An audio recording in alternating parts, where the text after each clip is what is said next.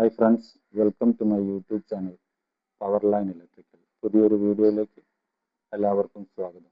ഇന്നത്തെ വീഡിയോയിലൂടെ ഞാൻ ഷെയർ ചെയ്യുന്നത് നമ്മുടെയൊക്കെ വീടുകളിലുള്ള ഇലക്ട്രിക്കൽ മീറ്ററിൽ നിന്ന് റീഡിങ് എങ്ങനെ എടുക്കാമെന്നതാണ്.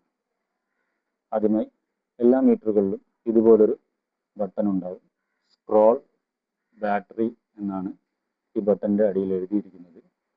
ഇത് നമ്മളെ വീടുകളിലെ സപ്ലൈ ഇല്ലാത്ത സമയത്ത്, കറണ്ട് ഇല്ലാത്ത സമയങ്ങളിൽ ഒരു തവണ പ്രസ് ചെയ്താൽ ഇതിൻ്റെ ഡിസ്പ്ലേ തെളിഞ്ഞ് നമുക്ക് ഇതിൻ്റെ റീഡിംഗ് എടുക്കാൻ കഴിയുന്നതാണ്. ഇനി ഓരോ പ്രാവശ്യം താഴോട്ടേക്ക് ആക്കുമ്പോൾ റീഡിങ്ങുകൾ മാറി മാറി എടുക്കാവുന്നതാണ്. ആദ്യമായി നമ്മൾ ഇതിൽ പ്രസ് ചെയ്യുമ്പോൾ ഇങ്ങനെയാണ് കാണിക്കുന്നത്. ബാറ്ററി ഗുഡ് എന്നാണ് ഇതിൽ എഴുതിയിരിക്കുന്നത്.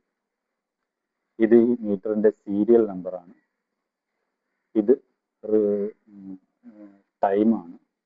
ഇത് ഡേറ്റ് ആണ്. ഇത് വോൾട്ടേജ് ആണ്. ഇത് ആംബിയർ ആണ്. ഇത് പവർ ഫാക്ടർ ആണ്.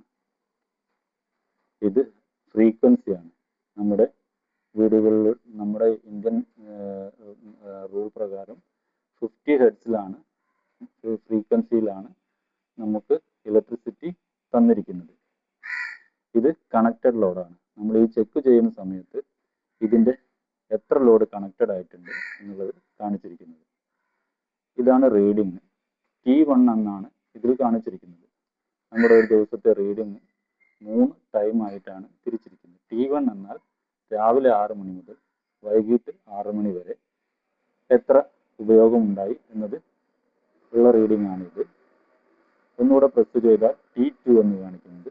ഇത് വൈകിട്ട് 6 മണി മുതൽ രാത്രി 10 മണി വരെയുള്ള റീഡിംഗ് ആണ് കാണിക്കുന്നത്. ഒന്നുകൂടെ പ്രസ് ചെയ്താൽ രാത്രി 10 മണി മുതൽ പിറ്റേ ദിവസം രാവിലെ 6 മണി വരെയുള്ള റീഡിംഗ് ആണ് കാണിക്കുന്നത്. ഈ T3 കഴിഞ്ഞ് ഒന്നുകൂടെ പ്രസ് ചെയ്യുമ്പോൾ കാണുന്നതാണ് ഈ 3 റീഡിങ്ങുകളും കൂട്ടിയിട്ടുള്ള റീഡിംഗ്. ഇതാണ് യഥാർത്ഥ റീഡിംഗ്. ഇത് നമ്മൾ 2 മാസത്തേക്ക് ആണ് നമുക്ക് ഇലക്ട്രിസിറ്റി ബില്ലിൽ കിട്ടുന്നത്.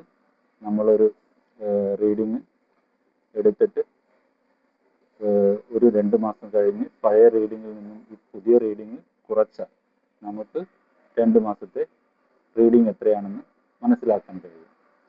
വീഡിയോ എല്ലാവർക്കും ഇഷ്ടമായെന്ന് കരുതുന്നു. വീഡിയോ ഇഷ്ടമായാൽ ലൈക്ക് ചെയ്യുക, ഷെയർ ചെയ്യുക, സബ്സ്ക്രൈബ് ചെയ്യുക. വീണ്ടും അടുത്ത വീഡിയോയിലൂടെ കാണാം.